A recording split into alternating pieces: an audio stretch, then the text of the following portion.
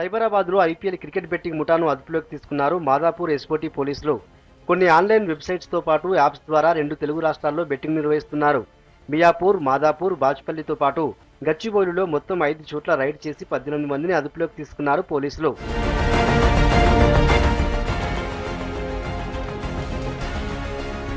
ఈ బెట్టింగ్ ముఠాలో మరో 7 ప్రధాన బుకీలు పరారీలో ఉన్నారని, వాళ్ల కోసం స్పెషల్ టీమ్ సెర్చ్ చేస్తున్నాయన్నారు మాదాపూర్ డీసీపీ శిల్పవల్లి.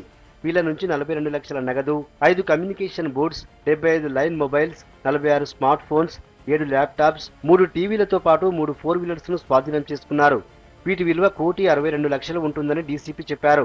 కోల్కతాకి ముంబైకి జరుగుతున్న మ్యాచ్లో క్రికెట్ బెట్టింగ్ జరుగుతుందన్న సమాచారం మీద సుమారు 18 మందిని కస్టడీలోకి తీసుకోవడం జరిగింది. అట్లనే క్యాష్ ఆఫ్ 42,38,450 రూపీస్ వీరి దగ్గర నుంచి సీజ్ చేయడం జరిగింది.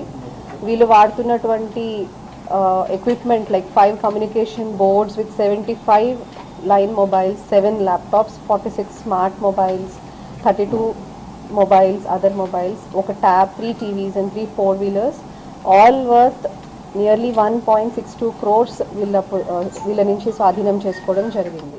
Live Line Guru, Cricket Maza, Lotus, Bet 365, Betfair, 777.com, Fancy Life Entertainment పేర్లతో యాప్స్ అండ్ వెబ్సైట్స్ ద్వారా ఆన్లైన్లో బెట్టింగ్ చేస్తున్నారన్నారు డీసీపీ.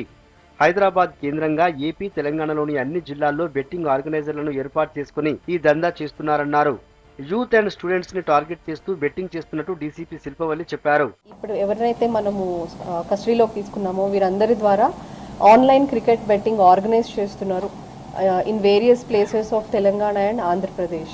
ఆన్లైన్లో various online betting apps through contact చేస్తూ ఈ గ్యాంబ్లర్స్ ఆర్ పుంటర్స్ వీళ్ళందరూ కూడాను ఇల్లీగల్ క్యాష్ ట్రాన్సాక్షన్స్ చేసుకుంటూ కూడాను ఆన్లైన్లో హ్యూజ్ అమౌంట్స్లో క్యాష్ ట్రాన్సాక్షన్స్ చేస్తున్నారు.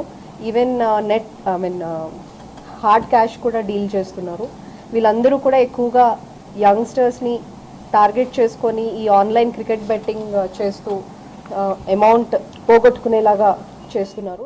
తక్కువ టైంలో ఎక్కువ సంపాదించాలనే దురాశతో యూత్ బెట్టింగ్లకు పాల్పడి వేలు లక్షల్లో నష్టపోతున్నారని పోలీసులు చెప్తున్నారు. బెట్టింగ్స్ జోలికి వెళ్లొద్దని సూచిస్తున్నారు.